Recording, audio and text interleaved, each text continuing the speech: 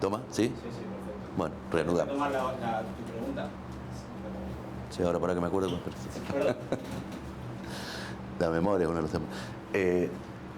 Hablábamos de el dilema que se tiene en general en la construcción política, esto de que privilegian a propósito de la próxima elección cuál es el método más veloz para obtener ganancias, en este caso para ir pagando deudas o para tener caja en definitiva, ¿no? Que es lo, entonces si es la actividad primaria o la actividad científica, tecnológica, etcétera. Y recordamos porque en el diagnóstico del país, y ahí gran parte de la grieta está ubicada ahí, decían que al principio del siglo anterior, 20, Argentina era la séptima potencia del mundo a propósito de las exportaciones, sin considerar algo que vos destacás mucho y que tiene que ver con las personas que estamos adentro del país. El país puede tener un PBI extraordinario y fantástico y en la división de promedio puede dar mucho, pero las personas viven en condiciones que no son las óptimas, ¿no? Nosotros no somos tan ricos en recursos naturales, quiero insistir en esto. Per cápita somos el país 40 y pico en recursos naturales, así que no somos tan ricos como pensamos porque somos 45 millones de habitantes. Si fuéramos 3 millones, los recursos naturales de la Argentina serían muchísimos per cápita. Sí. Pero per cápita no somos tan ricos. Así que no quiero que nos sigamos con esta idea de que somos riquísimos. No, pero a propósito, inclusive siendo ricos en esto, que es lo que pasó a principios del siglo XX, en realidad había un Estado relativamente rico con una ciudadanía bastante empobrecida que no tenía acceso a la educación, que no tenía acceso a alguna cuestión. Muy bien, a esto me refiero, sí.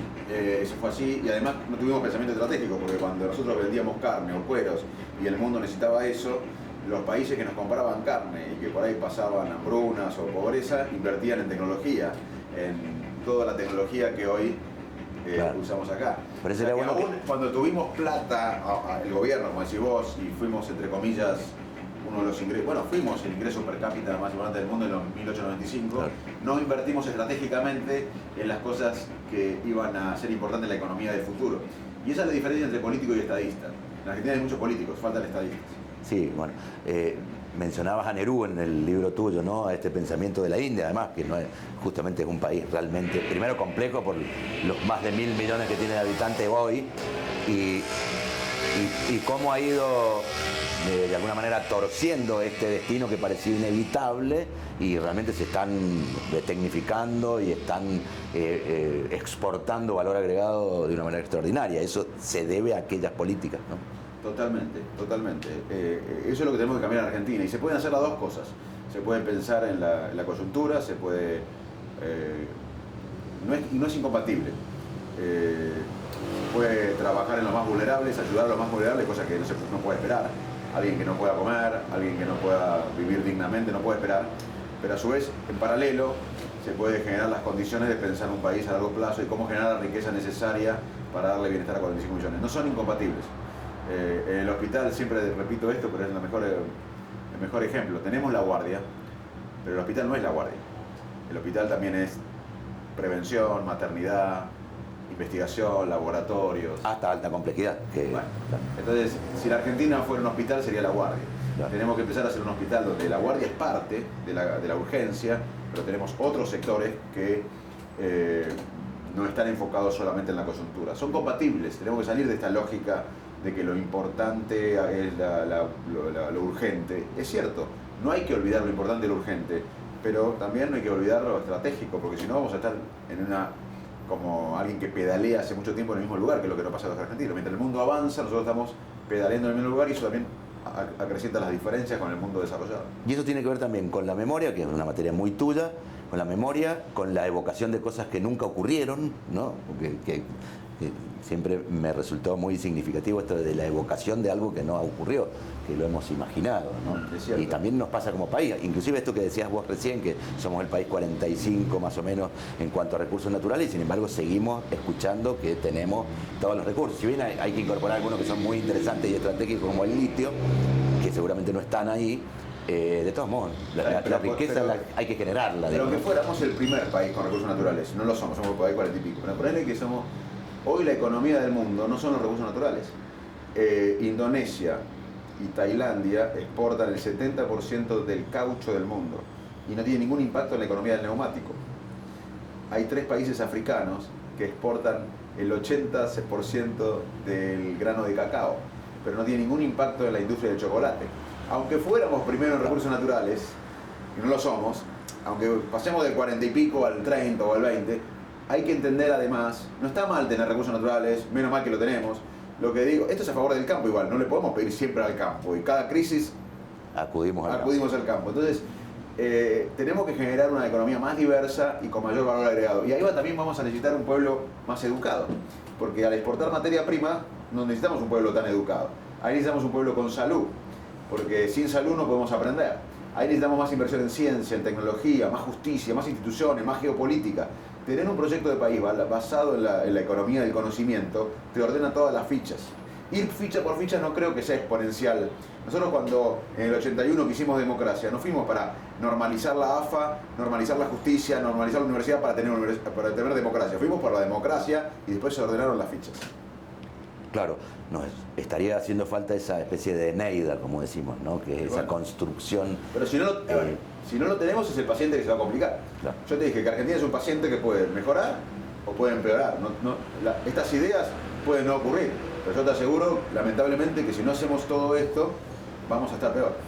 Un terreno que es medio antipático a abordar justamente por el lugar en el que nos pone, pero tiene que ver con los medios de comunicación en Argentina. Vos que sos, de alguna manera, protagonista también de medios de comunicación, a propósito de que acudimos y lo haces de manera generosa, lo digo públicamente y lo agradezco público y en privado, siempre tenés una actitud muy generosa, que además sabemos también el impacto que tiene esa actitud. Pero ¿no crees que también hay de alguna manera una irresponsabilidad bastante importante en algunos medios de comunicación, volviendo al tema del coronavirus, una irresponsabilidad en cuanto a esto, a sobreinformar y a hacer una especie de cadáver exquisito de la información que viene en el mundo en relación a lo que estamos viviendo? Bueno, los medios de comunicación son muy importantes y a mí me gustaría ver más seriedad científica, más compromiso con lo que yo también creo que da rating, porque a veces como nosotros estamos preparados para detectar el peligro, le damos mucho más información, más atención a lo negativo que a lo positivo. Pero yo creo que los medios de comunicación tienen una enorme responsabilidad en generar contenido que además yo creo que da rating. De hecho, cuando hablamos de estos temas la gente tiene mucho interés. Yo lo veo por mis redes y ponemos algún dato de ciencia y de repercusión. O sea que yo creo que los medios deberían pensar también, ya que piensan en el rating, que las ideas serias, las ideas inteligentes, las ideas siendo atractivas y dinámicas, generan rating también. Así que claramente veo una gran responsabilidad y mucho para mejorar ahí. Sí, y además, a ver, esta anomia que sí creo que es una característica de nuestra Argentina, del incumplimiento y de, como alguna vez dijiste vos, creo que la ley acá aparece en sugerencias, no imposiciones, ¿no? Por ejemplo, el incumplimiento, y esto vaya también para el sitio Portada, para el cual trabajamos, en donde se ha incorporado ahora al mundo de las personas sordas, que es un mundo muy desconocido para quienes somos oyentes, en todo sentido, y que ahora se los vuelve a excluir porque, bueno, primero que no se acatan cuestiones que tienen que ver con la 26522, que es la ley, artículo 66, donde dice que tienen que haber interpretación de lengua de señas, porque además un dato que para inclusive algunos que trabajamos muchos años en medios de comunicación era ignorado, y es que muchísimas personas, una gran mayoría de las personas sordas, son analfabetos. Entonces, cuando uno creía que suplía esto de lo oral o de lo sonoro con la palabra, no es así porque son analfabetos, ¿no? Digo, y eso tiene que ver con esta anomia nacional, de que no nos terminamos de ocupar del prójimo. Totalmente, totalmente. Y bueno, para eso necesitamos educación. La educación es la solución a todos estos problemas. Todos los caminos conducen en el fondo a la educación. Bueno, primero te agradecemos porque interrumpimos un almuerzo, lo molestamos varias veces y bueno, se avino inclusive a cortar o a interrumpir una sobremesa con un amigo para atendernos a nosotros, por lo cual estamos sumamente agradecidos. Y como pregunta final, y a propósito de tratar de relacionar lo importante, lo urgente, la coyuntura y lo perenne. Antes nos preguntábamos qué era primero, si el huevo o la gallina. Ahora debiésemos preguntarnos, ¿qué es primero, la ficción o la realidad? No, la realidad. La ficción está en nuestra mente muchas veces. Hay que enfocarnos en la realidad. Por eso hay que ver información en estos momentos de pánico generalizado, de ansiedad generalizada, tenemos que buscar la verdad, informarnos en lugares serios, en el Ministerio de Salud, y hacer lo que tenemos que hacer. Eso va a bajar los niveles de ansiedad. Bueno, y una manera para ser más felices, alguna vez alguien dijo que era, por ejemplo, bajar los niveles de miedo, ¿no? Exacto. Vos sabés que ayer recordaba eso, que para muchos la felicidad tiene que ver en cierta manera con la ausencia de miedo. Y hoy tenemos mucho miedo, así que hay que trabajar en eso. Una última pregunta, y esto seguramente lo vamos a sacar del contexto de esta nota. La película argentina que ha batido récord, dirigida por Winograd, por Ariel Winograd, ha sido El robo del siglo. Dos cuestiones que tienen que ver con tu conocimiento, con tu dominio y con además tu generosidad. Uno, que esto alienta sin lugar a dudas el tema de la solución mágica, que es algo que nos hace mucho daño, ¿no? No sé si has tenido oportunidad de verla. No, no la vi, pero la voy a ver. Bueno. Y lo segundo es que hace una apología con algo que yo no estoy en contra sobre el consumo, pero ya es una apología sobre la marihuana, que tiene que ver con las dos cosas, con la magia y con la felicidad. ¿Qué pasa con el tema del consumo de cannabis en la cabeza, en la mente, en las neuronas? Pasan cosas, no es inocua, hay mucha evidencia que hay afectación, impacta en el cerebro, impacta en los pensamientos, impacta en el cuerpo. Si hay que legalizarlo o no es otro debate. Yo ya públicamente pienso que si hay educación a la sociedad de cómo utilizarla, de los efectos adversos y demás, se podría legalizar. En realidad es despenalizar el consumo. O despenalizar, sí. Con psicoeducación, o sea, si así al libre no. Pero si uno educa a la gente como el alcohol, como otras drogas, como el cigarrillo, específicamente en este tema, yo estaría a favor de despenalizar el consumo. Eso no quiere decir que no sea inocua para el cerebro y para el cuerpo.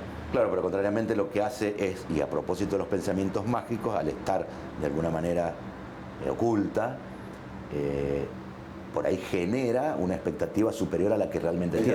Es así, sobre todo en la medicina, muchas veces la gente tiene ideas mágicas sobre el efecto del cannabis en ciertas enfermedades, y por eso tenemos que ser un país más basado en la ciencia, en el conocimiento. Eso nos va a llevar a la verdad, a ser más desarrollados, a menos exclusión, a menos corrupción. El conocimiento no solo es saber más, es menos desigualdad, más riqueza, menos corrupción. En síntesis, desarrollo. Bueno, muchísimas gracias. Un placer.